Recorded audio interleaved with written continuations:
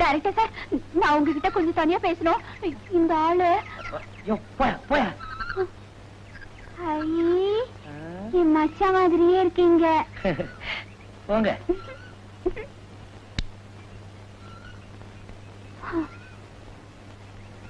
Director sir, என்ன உங்க தங்கச்சி மாதிரி நினைச்சுக்கோங்க.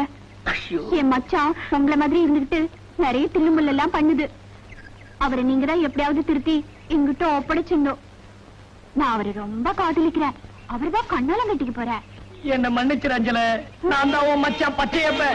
1/2 மணி நேரமா டைரக்டர் ஆக்ட் பண்ணிட்டு இருக்கேன். வந்து கிஷ்மா டைரக்ட் பண்ணிட்டேன், மனோரமா டைரக்ட் பண்ணிட்டேன், சத்யராஜ் தான் பாக்கி. அஞ்சல அஞ்சல அஞ்சல அஞ்சல ஐயோ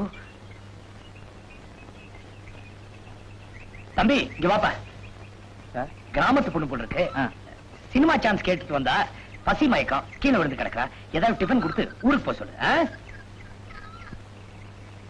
பொண்ணு எவ்வளவு டக்கரா இருக்குது, இத போய் ஊருக்கு அனுப்ப சொல்றாரு. சரியான சாமியார் தான் இருக்கு.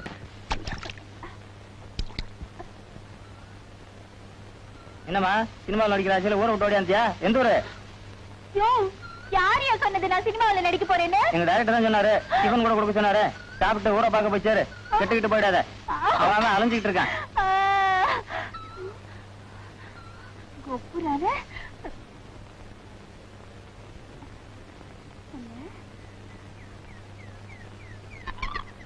என்னம்மா